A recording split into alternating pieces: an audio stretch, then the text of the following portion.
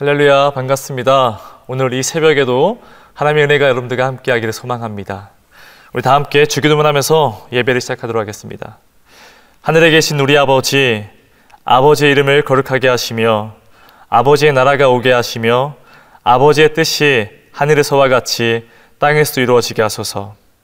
오늘 우리에게 일용할 양식을 주시고 우리가 우리에게 잘못한 사람을 용서하여 준 것 같이 우리 죄를 용서하여 주시고 우리를 시험에 빠지지 않게 하시고 악에서 구하소서. 나라와 권능과 영광이 영원히 아버지의 것입니다. 아멘. 다 같이 찬송가 288장 예수를 나를 구주 삼고 다 함께 찬양하시겠습니다. 예수를 나의 구주 삼고 성령과 피로써 거듭나니 이 세상에서 내 영혼이 하늘의 영광 누리도다.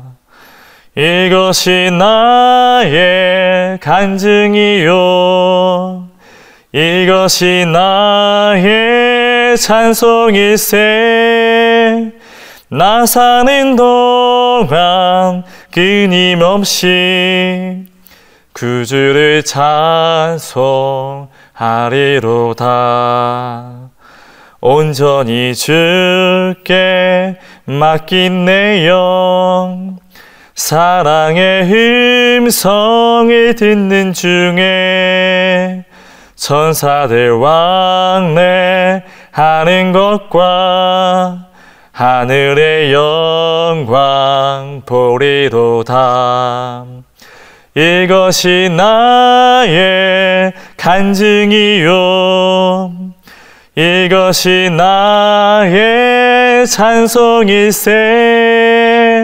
나 사는 동안 끊임없이 주를 찬송하리로다. 주 안에 기쁨 누림으로 마음의 풍랑이 잔잔하니 세상과 나는 간 곳 없고 구속한 주만 보이도다. 이것이 나의 간증이요 이것이 나의 찬송일세. 나 사는 동안 끊임없이 구주를 찬송하리로다. 아멘. 오늘 하나님께서 우리에게 주신 말씀은 요한복음 5장 1에서 9절 말씀입니다. 그 후에 유대인의 명절이 되어 예수께서 예루살렘에 올라가시니라.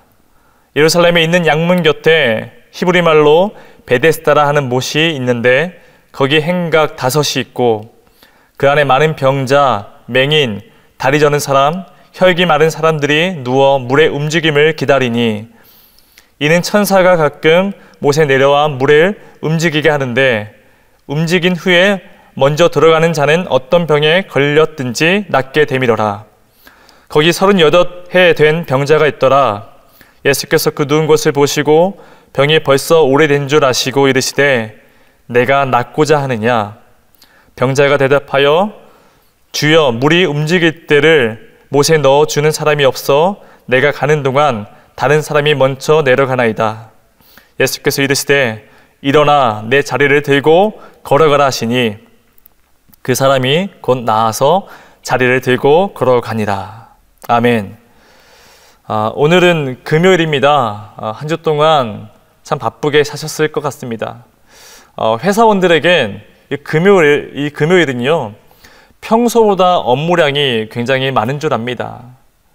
그리고 육아를 담당하시는 우리 어머님들 요즘에 이 코로나 사태로 아이들을 어린이집, 유치원, 초등학교에 보내지 못해서 굉장히 힘든 하루하루를 보내고 있습니다. 특별히 이 개인 사업하시는 분들은요, 이 재정적인 어려움 때문에 참 어려운 이 시기를 보내고 있습니다. 그러다 보니까요, 이 한국 사회에 많은 분들이 내가 지금 어디에 서 있는지 모르고요, 바쁘게만 살아가고 있음을 보게 됩니다. 그런 분들에게 오늘 이 책을 추천합니다. 세계적인 이 베스트셀러인데요. 스티븐 코비가 쓴 소중한 것을 먼저 하라라는 책이 있습니다. 우리의 일상을 살아가면서 어떤 선택이나 어떤 결정을 할 때가 있죠. 근데 그 기준이 있는데 그 기준을 두 가지 설명하고 있습니다. 그 첫 번째가 시계인지 아니면 그 기준이 가치관인지 그 기준에 따라서 그의 삶이 달라진다는 것을 말하고 있습니다.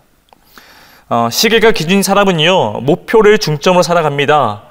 예를 들어서 제가 오늘 여러분들에게 요한복음을 1장에서 10장까지 오늘까지 써서 제출해라라고 제가 이야기합니다. 숙제를 내줬습니다. 자, 그러면 이 시계가 기준인 사람은요, 이 정해진 시간 내에 달성해야 되는 거예요. 그러나 아쉽게도 이런 사람들은요, 그 과제에만 집중합니다. 왜 그러겠습니까? 바로 목표를 이뤄야 하기 때문에. 그러나 이 나침판이 기준인 사람은요, 다릅니다. 이런 사람은요, 그 사람의 가치와 방향과 비전과 사명에 대해서 아주 중요하게 여기고 있는 사람입니다. 한마디로 목표가 아니라 목적을 중요시 여기는 사람이죠. 제가 동일하게 숙제를 내줍니다. 오늘까지 요한복음 1장에서 10장까지를 써서 내주십시오라고 제가 과제를 내줬어요. 근데 이 사람들은 쓰는 목적이 무엇이며 그 의미가 나에게 어떻게 다가올 것인지를 생각한다라는 거예요. 성경을 쓰라 했으니까 그것은 하나님의 말씀을 좀 더 깊이 보라는 것이구나. 그렇게 시간은 조금 느릴지라도, 아니 오늘까지 제출하지 못할지라도 그 시간 자체가 의미가 있다는 것입니다. 오늘 그 관점을 가지고 함께 오늘 이 본문을 보고자 합니다. 오늘 우리가 읽었던 이 요한복음은요, 다른 복음서와는 조금 다른 구조를 가지고 있습니다. 총 7개의 표적을 중심으로 예수님의 이야기를 기록하고 있는데, 이 요한복음에서는요, 키워드가 바로 표적입니다. 표적. 요한복음에서는요, 다양한 이적들이 나오게 됩니다. 여러분, 어떤 것들이 기억나십니까? 어린아이들도 많이 알고 있는 기적이죠. 물이 변하여 포도주 됐네. 그런 이적도 있고요. 오병이어 사건, 왕의 신하의 아들을 고치신 사건, 죽은 나사로를 살리신 많은 사건들이 기억나실 겁니다. 그런데 그 예수님의 그 능력을요, 다른 복음서에서는 미라클, 바로 기적이라고 표현하고 있지만 요한복음에서만큼은 다른 단어를 쓰고 있어요. 바로 사인, 바로 표적이라는 것입니다. 여러분, 이 표적은요, 이런 의미를 갖고 있습니다. 우리가 어떤 목적지를 향해서 운전하면서 갈 텐데 어떤 것을 보게 됩니까? 바로 그 표지판, 도로의 표지판을 보고서 우리가 운전하며 나아갑니다. 이처럼 표적은요, 그 자체가 어떤 것을 가리킨다는 것이에요. 그래서 요한복음의 이 이적들, 이 표적을 바라보면서 그 가리키는 곳이 어디인가? 바로 하나님의 나라이며 그 가리키는 것이 하나님의 목적인 것을 알게 한다는 거예요. 오늘 그 표적들 중에 세 번째 사건입니다. 38년 된 이 병자를 고치신 사건인데요. 여러분, 사실 이 38년이란 이 숫자는요, 성경에 가끔씩 등장합니다. 이 38년은요, 이스라엘 백성들이 이 광야에서 방황하여 연수했던 그 시간과 동일합니다. 실제로 이 38년 동안 이스라엘 백성들은요, 이 광야에서 굉장히 힘들게 살아갑니다. 그 저열망과 고통 속에서 살아갔던 그 시간이 바로 38년이라는 거예요. 가나안 땅에 가야 하는데 그 목적을 잊고선 같은 지역을 계속해서 방황하고 있습니다. 지금 이 38년 된 병자도 마찬가지입니다. 나이가 38세가 아니라 그 질병으로 살아낸 그 시간이 38년입니다. 그 고통과 아픔을 누가 알 수 있겠습니까? 그러나 그러한 사람이요, 한둘이 아니었습니다. 오늘 본문에 등장하는 이 베데스다 연못을 보십시오.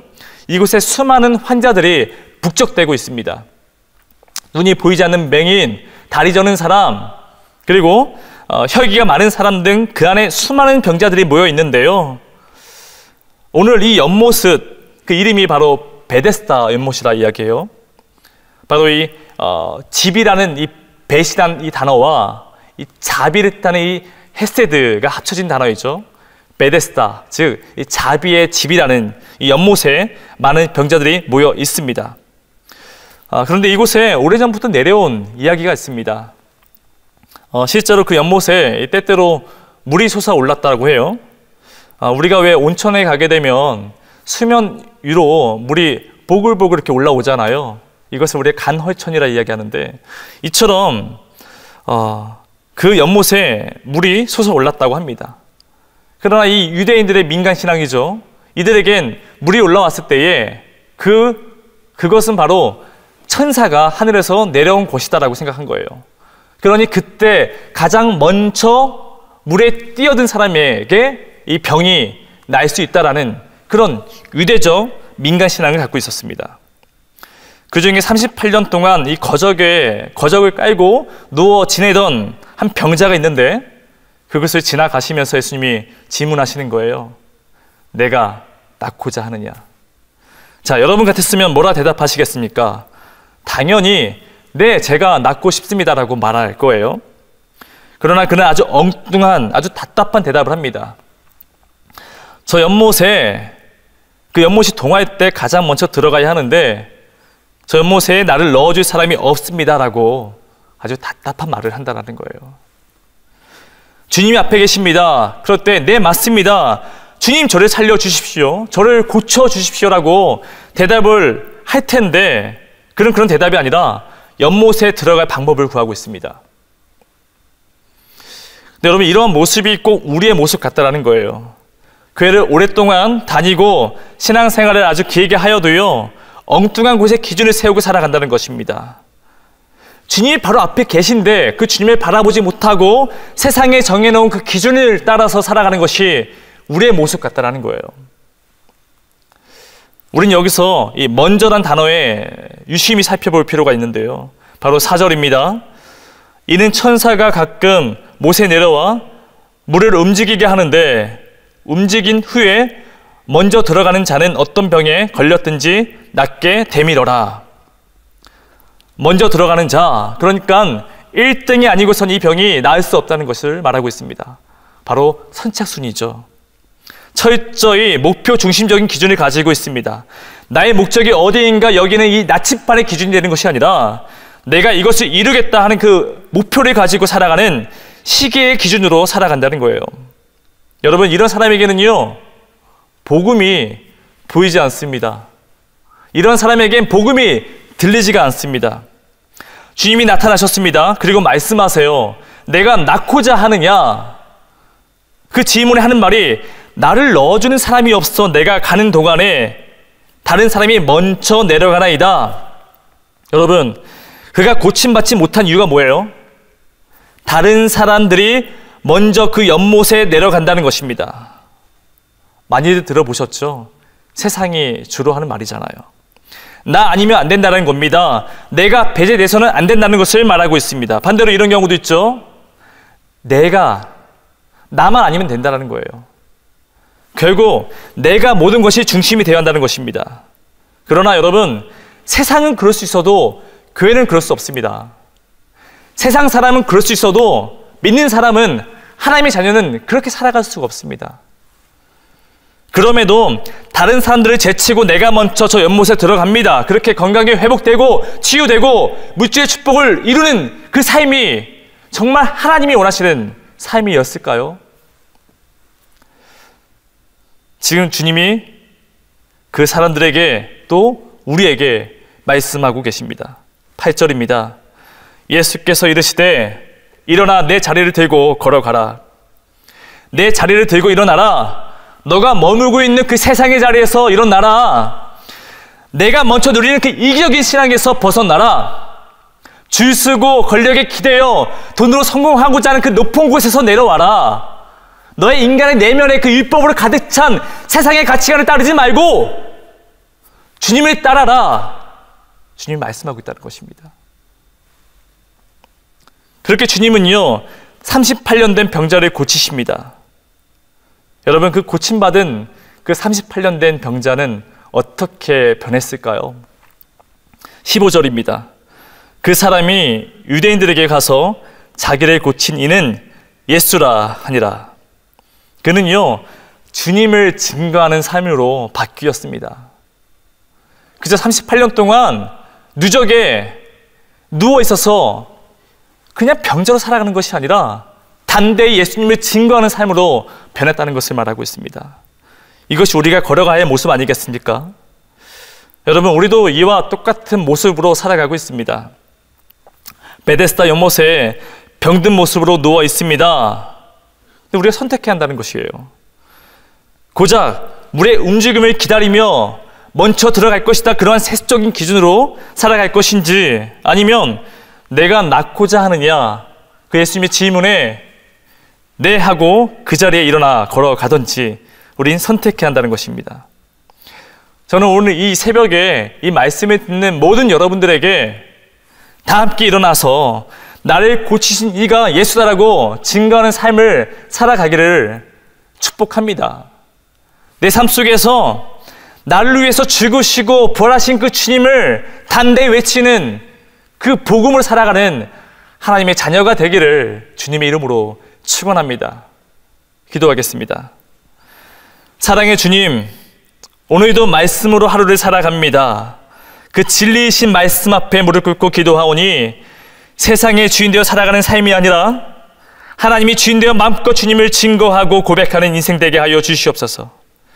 내가 낫고자 하느냐, 예수님의 그 질문 앞에 거침없이 네라고 고백하는 시간 되게 하여 주시고, 그러므로 날마다 하나님 은혜밖에 없음을 깨닫게 되는 복된 인생 되게 허락하여 주시옵소서. 감사하며 우리 주 예수 그리스도 이름으로 기도합니다. 아멘.